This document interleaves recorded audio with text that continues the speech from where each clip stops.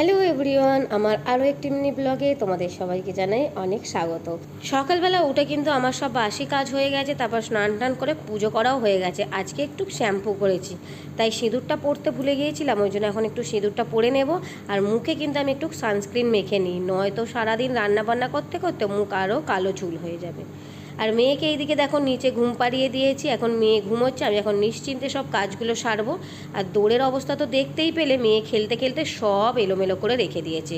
আর সবজিগুলো বের করে রেখে দিয়েছি, তার আগে চলো মাছ আর মাংস এনেছে সেইগুলো আগে ধুয়ে নিই।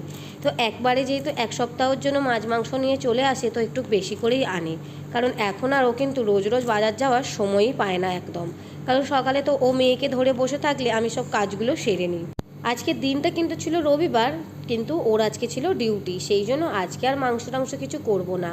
এই 3 পিস মাছ নিয়ে নিয়েছি, এটাই করে নেব, বাদ বাকিটা সব এখন ফ্রিজে রেখে দেবো। আজকে একটু ঝিঙে পটল আলু দিয়ে মাছের পাতলা করে ঝোল করে নেব।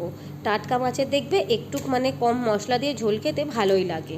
তো এই যে ঝিঙে পটল দিয়ে আমার এইদিকে ঝোল হয়ে গেল, আর মেয়েরও এদিকে একটু মাছ দিয়ে ঝিঙে গাজর পটল দিয়ে পাতলা মতো ঝোল বানিয়ে দেবো।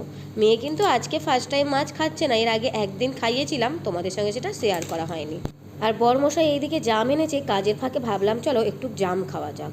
আর কিছু কাচাকুচি বাকি ছিল, সেগুলো সকালবেলা কাচাই হয়নি, সে তাড়াহুড়োতে বেরিয়ে গেছে, তাই আমি ভাবলাম কেচে ফেলি। ওকে এই যে গাড়িতে বসিয়ে দিয়েছি, দিয়ে আমি এখন কেচে নেব। তারপর আমার সোনা মামামের ভাতটাও এদিকে রেডি হয়ে গেছে, ওকে এখন খাইয়ে দেবো। রান্না বান্না তো এদিকে কমপ্লিট হয়ে গেছে, আর আমিও এবার লাঞ্চটা সেরে নেব। চলো আজকের মতো ভিডিওটা এইটুকুই, দেখা হবে আবার নেক্সট ব্লগে। টাটা।